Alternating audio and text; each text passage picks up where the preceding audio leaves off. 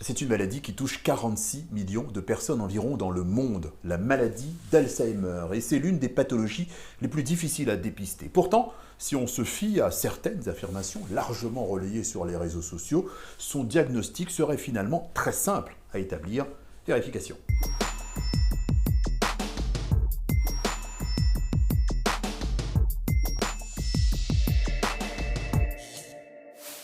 Voilà à quoi ressemblent sur Internet ces tests censés aider à dépister la maladie d'Alzheimer. Ils se présentent sous la forme de jeux de lettres, de suites de chiffres, de stimuli cérébraux partagés des milliers de fois sur la toile. Des pseudo-tests en réalité qui ne remplacent pas une vraie consultation médicale. En aucun cas, on va retrouver sur Internet ou sur des réseaux sociaux la possibilité de faire un diagnostic en ligne sur la base de certains tests, un sudoku ou ou des mots croisés ou autre chose. Pour véritablement affirmer un diagnostic de maladie d'Alzheimer, il faut faire une ponction lombaire et évidemment, via les réseaux sociaux, ce serait très difficile à réaliser. Et pour cause, la ponction lombaire est une petite intervention médicale qui consiste à obtenir des informations sur l'organisme en introduisant une fine aiguille entre deux vertèbres du bas du dos. Ça permet de recueillir un liquide qui est au contact du cerveau et qui va permettre de doser des marqueurs qu'on ne retrouverait pas forcément dans le sang circulant. Et cette ponction lombaire, elle va permettre d'apporter des éléments qui disent qu'on a bien un processus de type Alzheimer ou pas, en fonction des signes cliniques du patient. Et là, plus de doute possible.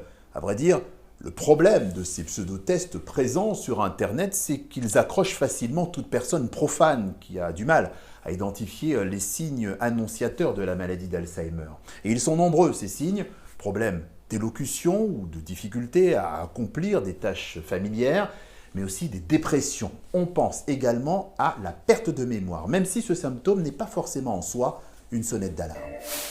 Le trou de mémoire occasionnel, il arrive vraiment à tout le monde, puisqu'on sait que maintenant, à partir de 50 ans, on a tous des troubles, des plaintes de la mémoire. Oublier un rendez-vous chez le dentiste, c'est pas dramatique. Par contre, oublier de renvoyer sa déclaration d'impôt, oublier d'aller chercher ses petits-enfants à la sortie de l'école, là, ça devient plus inquiétant. Donc, c'est vraiment l'oubli pathologique, c'est celui qui a un retentissement des conséquences plus importantes sur la vie de la personne. Alors, pour tenter de retarder l'apparition éventuelle de la maladie d'Alzheimer, on peut réaliser quelques exercices d'entretien du cerveau pour alimenter ce que l'on appelle la réserve cognitive. Alors, la réserve cognitive, à mon sens, c'est une capacité du cerveau à avoir développé une très forte plasticité neuronale et qui fait qu'on va maintenir plus longtemps une capacité de compenser les troubles associés aux maladies neurodégénératives, en fait. Plus on va vivre des expériences dans notre vie, plus on aura une boîte à outils qui sera riche. Et donc, face à un problème, dont par exemple la maladie d'Alzheimer, notre cerveau aura un système qui permettra de compenser, de ne pas utiliser l'itinéraire A, mais l'itinéraire bis, pour arriver à nous faire fonctionner normalement.